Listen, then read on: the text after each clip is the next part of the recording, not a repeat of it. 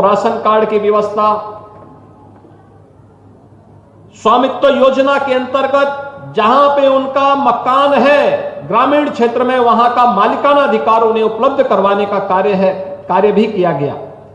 महिला स्वयंसेवी समूह के माध्यम से भी अनेक कदम उठाए गए, जहां पे महिला स्वयंसेवी समूह अनेक कार्यक्रम कर रहे हैं। आज का ये कार्यक्रम महत्वपूर्ण इसलिए भी है, एक, ये सिलाई की मशीन एक परिवार को आर्थिक स्वावलंबन प्रदान करेगी, और दूसरा, गोरखपुर को रेडीमेड गारमेंट के एक हब के रूप में भी आप विकसित करने में योगदान दे सकते हैं।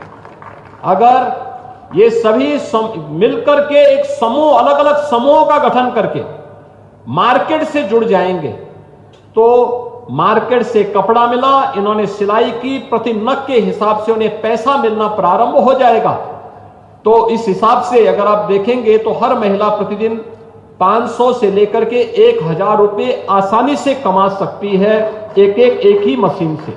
लेकिन इसके लिए हमें और प्रयास करना होगा, समूह बनाना पड़ेगा, रेडीमेड गारमेंट के साथ मार्केट से जुड़ना पड़ेगा, और इस व्यवस्था के माध्यम से आप बड़ी संख्या में आधी आबादी के सशक्तिकरण और उनके स्वावलंबन का मार्ग प्रशस्त कर सकते हैं। एक अभिनव प्रयास है। मैं जेके समूह को इस कार्य के लिए हृदय से धन्यवाद देता हूं, उनका अभिनंदन करता हूं। दूसरा, आज यहां पर 2 मोबाइल मेडिकल वैन जो हमें आज यहां पर प्राप्त हुई हैं, जिसमें सुश्री पद्मजा जी ने, जो एमडी और सीओ रही हैं एनएसडीएल की, उन्होंने उसके माध्यम से ये मेडिकल वैन राज्य सरकार को उपलब्ध कराई है।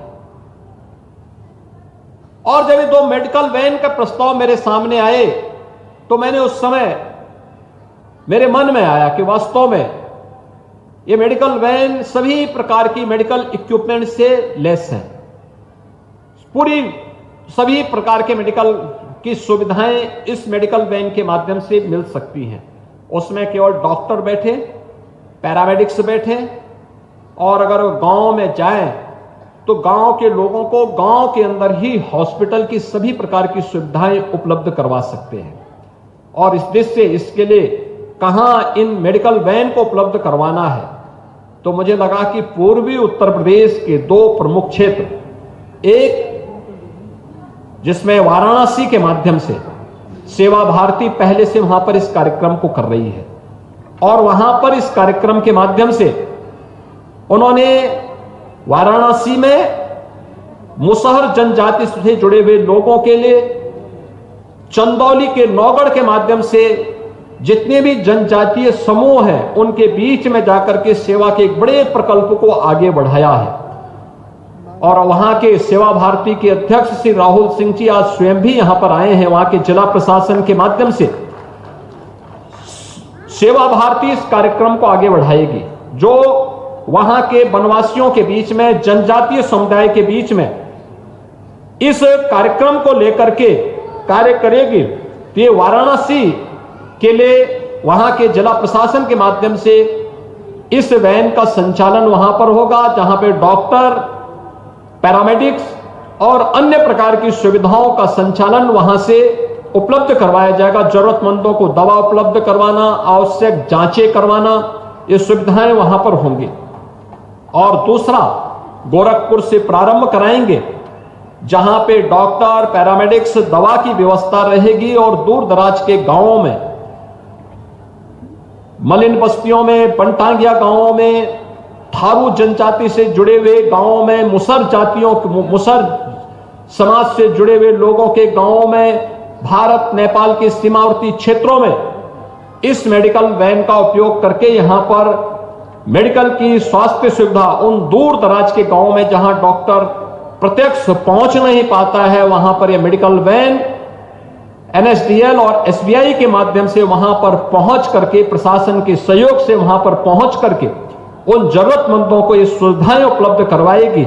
आज मैं इसके लिए सुश्री पद्मजा जी का और एसबीआई का हृदय से धन्यवाद करता हूं कि उन्होंने इस मेडिकल वैन को, जो हर प्रकार की सुविधा से लैस है, आज ये उत्तर प्रदेश शासन को उपलब्ध करवा करके करवा रही हैं। इसके लिए हजारों लोग इस सुविधा का लाभ ले पाएंगे और उन जरूरतमंदों तक जिन तक डॉक्टर कभी नहीं पहुंच पाया था, आज वहां पर यह मेडिकल वैन पहुंच करके उनको वहां पे स्वास्थ्य की सुविधा उपलब्ध करवाने का कार्य करेगी।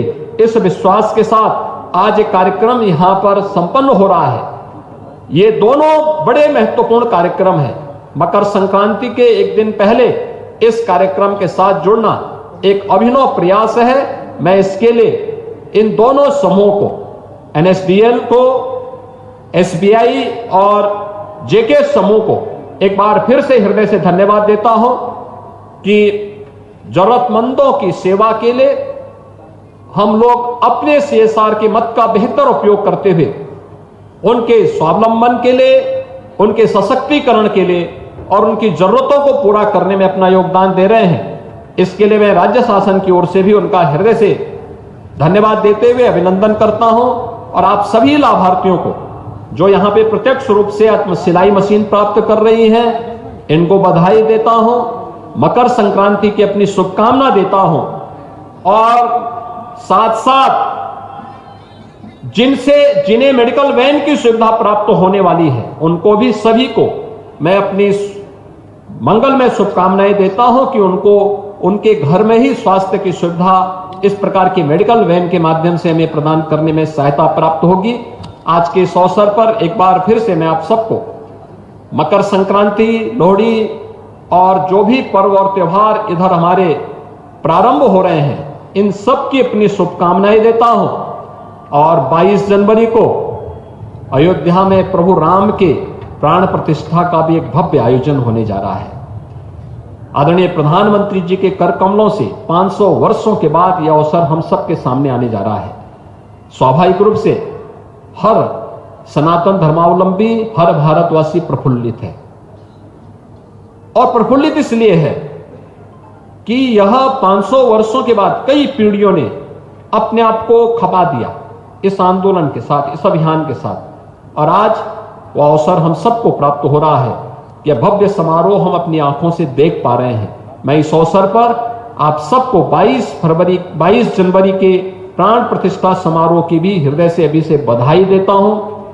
हमारा दायित्व क्या होगा कि कल से स्वच्छता के कार्यक्रम, हमारा घर परिवार साफ सुथरा रहे, गांव साफ सुथरा रहे, मोहल्ला साफ सुथरा रहे। पहला काम, क्योंकि ईश्वर वहीं आते हैं जहां साफ सफाई रहेगी।